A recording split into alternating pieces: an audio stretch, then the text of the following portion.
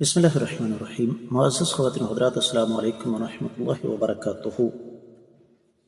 دنیا کی سب سے بہتر عورت کون ہے؟ اور یہاں پر عورت سے مراد بیوی ہے۔ یہ ہے آج کے حدیث کے سبق کا موضوع۔ مشکات المصابیح کتاب النکاح، باب ہے خواتین کے ساتھ اچھا سلوک کرنے کے حوالے سے 3282 حدیث کتاب میں اور 35ویں ہے باب میں۔ الفاظ سماعت فرمائیے گا۔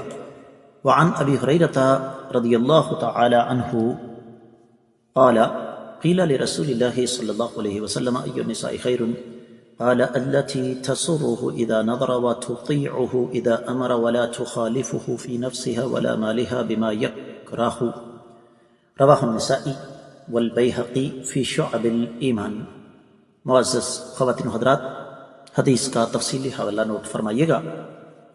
سنن نسائی کتاب النکاح اور باب ہے 14واں، سب سے اچھی اور بہترین عورت کون سی ہے؟ 3233ویں حدیث کتاب میں ہے، اور یہ حدیث سند کے اعتبار سے بالکل صحیح ہے۔ میں یہاں آپ کو اس کے مزید حوالہ جات پیش کرنے جا رہا ہوں۔ تخریج المسند میں امام احمد شاکر نے اس کو صحیح قرار دیا۔ شیخ شعیب الارناؤط نے فرمایا اس کی سند قوی ہے۔ شیخ البانی رحمۃ اللہ علیہ نے اس کو صحیح سنن نسائی میں ذکر فرمایا، اور پھر امام ابن القیم رحمۃ اللہ علیہ کی کتاب زاد المعاد کی تخریج میں شیخ شعیب الارناؤط نے اس کو صحیح قرار دیا۔ پھر شیخ شعیب الارناؤط نے ہی سنن ابی داؤد کی تخریج میں اس کو صحیح قرار دیا، اور دیگر بہت ساری کتابیں ہیں، خاص طور پر امام ابن حزم کی محلہ ہے، اس میں بھی اس کو صحیح قرار دیا گیا ہے۔ سلسلہ حدیث صحیحہ میں شیخ البانی رحمۃ اللہ علیہ اس کو ذکر فرماتے ہیں، اور امام حاکم اپنی مستدرک میں اس کو صحیح قرار دیتے ہیں۔ تو حاصل کلام یہ ہے کہ حدیث کی سند پر کسی قسم کا کوئی شک و شبہ نہیں ہے۔ بڑھتے ہیں حدیث کے ترجمے کی طرف۔ سیدنا ابو ہریرہ رضی اللہ تعالیٰ عنہ سے روایت ہے کہ نبی کریم صلی اللہ علیہ وسلم سے سوال کیا گیا کہ کون سی عورت بہتر ہے؟ آپ نے فرمایا جو جب اس کا شوہر اس کو دیکھے تو اپنے خامند کو خوش کر دے، ایک، اور جب شوہر اس کو حکم دے تو وہ اس کے حکم کی بجا آوری کرے، دو، اور اپنے مال اور جان میں خامند کی مرضی کے خلاف کوئی ایسا کام نہ کرے جو اس کے شوہر کو پسند نہ ہو۔ یہ 3 خوبیاں آقا علیہ الصلوۃ والسلام نے بیان فرمائیں۔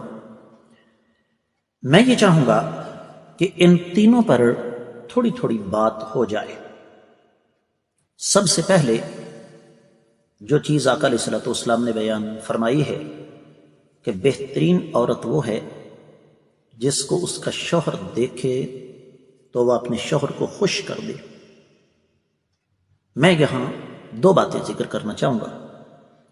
پہلی چیز تو یہ کہ میاں اور بیوی کے رشتے کو اللہ تعالیٰ نے یہ انفرادیت عطا فرمائی ہے کہ اس میں فتح اس کی ہوتی ہے جو قربانی پیش کرتا ہے۔ میاں اور بیوی کا رشتہ محبت کی بنیاد پر قائم ہے، حدیث ہم پیچھے پڑھ کر آئے ہیں، اور محبت نہ تو اس میں مقابلہ ہوتا ہے نہ اس میں مطالبہ ہوتا ہے۔ محبت صرف اور صرف قربانی مانگتی ہے، اور یہ قربانی جب دونوں طرف سے ہوگی تو گھر کو جنت بننے سے کوئی نہیں روک سکتا۔ پہلی چیز تو یہ۔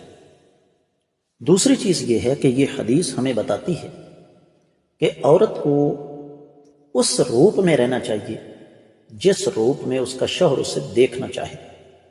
مثلا بعض مرد سادگی پسند ہوتے ہیں، ان کی بیویاں اگر ہر وقت بڑکیلا لباس پہن کر میک اپ کے نام پر اپنے چہرے کے اوپر کاٹ کباڑ تھوپے رکھیں، شوہر متنفر ہوگا۔ اس کے برعکس بعض لوگ ذرا شوخ مزاج ہوتے ہیں، وہ چاہتے ہیں کہ ان کی بیوی ہر وقت بنی ٹھنی رہے۔ خواتین کا یہ شکوہ کہ جناب گھر کے کاموں میں سے اتنی فرصت کہاں کہ ہم بناؤ سنگار کر سکیں بالکل بے بنیاد، بے اساس اور فضول بات ہے، جس کا سب سے بڑا ثبوت یہ ہے، جہاں تک میری آواز جا رہی ہے آپ لوگ بھی اچھی طرح جانتے ہیں کہ شادی تو شادی کسی فوتگی پر بھی جانا ہو تو خواتین فوراً سنگار میز کے سامنے جا کے آئینے کے سامنے کھڑی ہو کر میک اپ کرنے لگتی ہیں۔ شادی تو بعد کا مسئلہ ہے نا، شادی پر تو تیار ہونا ہی ہے۔ تو سوال یہ ہے کہ جس انسان کے ساتھ آپ کی ساری زندگی گزرے گی اس کو خوش کرنے کے لیے آپ بناؤ سنگار نہیں کر سکتے؟ پھر آپ لوگ شکوہ کرتی ہیں کہ جی مرد ہمارے شوہر دوسری خواتین کی طرف مائل ہوتے ہیں۔ کیوں نہ مائل ہوں، فطرت ہے، اس فطرت سے انکار نہیں کیا جا سکتا۔ جب آپ اپنے گھر میں ان کو ایسا ماحول مہیا کریں گی تو اللہ کی مہربانی سے وہ کبھی کسی دوسری عورت کی طرف مائل نہیں ہوں گے۔ اس بارے میں مزید احادیث موجود ہے۔ تو پہلی بات یہ ہے۔ دوسری بات یہ ہے کہ شوہر کو اللہ تعالیٰ نے بالادست بنایا۔ قرآن کہتے ہیں الرجال قوامون علی النساء، مرد عورتوں پر قوام ہے۔ طبیعت مانتی ہے نہیں مانتی، تب بھی اپنے شوہر کا حکم جو ہے وہ ماننا پڑے گا۔ اور حکم ماننے کے کئی امور ہیں، جیسے کھانے کا معاملہ ہے، کپڑوں کا معاملہ ہے، یا پھر جسمانی تعلقات کا معاملہ ہے۔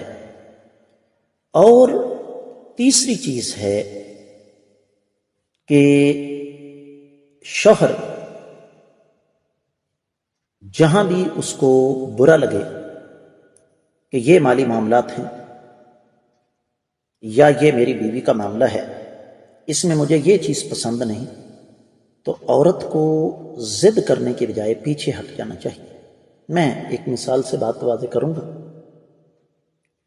اور یہ مثال مجھے ایک بہت بڑی بزرگ ہستی نے سنائی۔